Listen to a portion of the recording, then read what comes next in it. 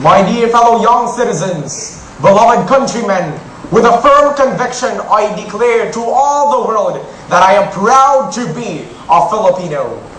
I am one with you, you who dream that one day our beloved homeland, the Philippines, will rise above to true greatness. I see a Philippines that is not only economically stable, but is renowned for citizenry that boldly oppose moral uprightness. A Philippines run by leaders who possess moral integrity and who seek transcending and human positive law, the wisdom of obeying God's law in all its endeavors, thereby fueling every Filipino to pursue their dreams of spiritual and material abundance, to live life to the full. But how would we picture out our country today? What lingering clamor do we hear from our people? During the last 3 decades upon the world's adoration, how many times did we rally in EDSA to peaceably address our desire for change from detested political leaderships? But what have we essentially attained from those major struggles? Do we not hear the same cry for liberty and justice from our people?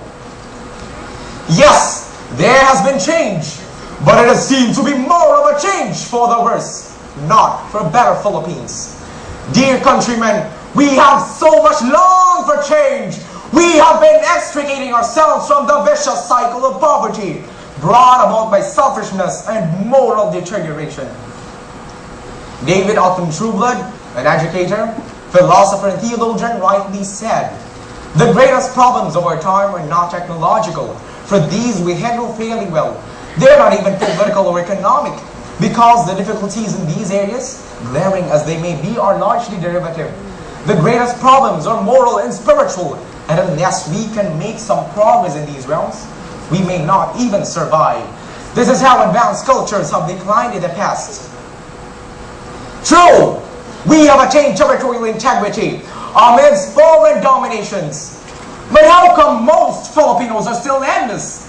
Even our cultural minority groups, the natives of this country, are not enjoying security of title to the ancestral domains they've been occupying, even before the coming of the conquistadors. We are achieving economic progress, the news says. Our OFWs, our modern-day heroes, instead of rendering preferential service to our country, choose to leave and serve foreign nations instead. Their dollar remittances have boosted our economy, but ironically, they lose their families and loved ones due to separation anxieties, a consequence of being absentee parents or spouses.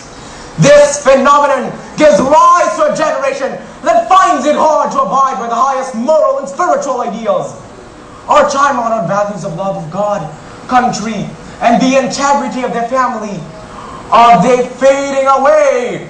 Why? Why the creeping question of decadence and uncertainty among us? Why are more young people poorly interested in their cities, yet gaining the propensity of indulging in vices and taking the road to perdition? Why do more parents give little value to the education of their children, tolerating instead the true one sees? Why would some parents allow their children to be trafficked or sell their kidney organs to syndicates? Why are Filipinos reduced to commodity by fellow Filipinos who connive with international criminals? Why is corruption becoming so rampant despite transition in governance? Why is vote buying so widespread and not a single culprit prosecuted? Why is the right to life of the unborn a debated issue in this Christian country? Statistics will show that around 319,000 Filipino children are murdered inside their mother's womb every year. Why? And why the strong attempt to legislate implantation as a reckoning point of the advent of life in the maternal womb, when morals and medical science would support that indeed it is fertilization? Are we a lost race? I believe there is no real solution to our present predicaments unless we would acknowledge what really needs change in ourselves. A Filipino Jesuit puts it in a song: "Grant me serenity within, for the confusions around are mere reflections of what's within me."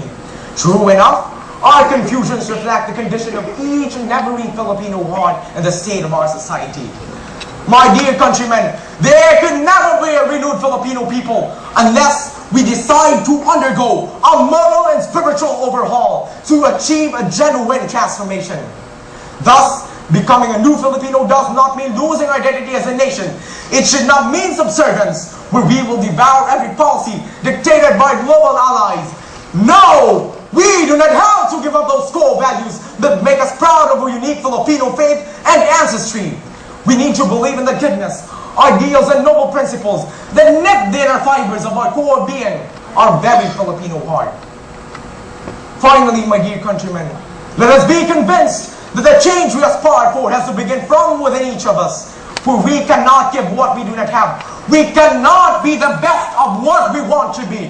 We cannot be victorious unless a vision starts and lives in our hearts to be manifested in ourselves, in our families, in our communities, in our country. God bless the Philippines!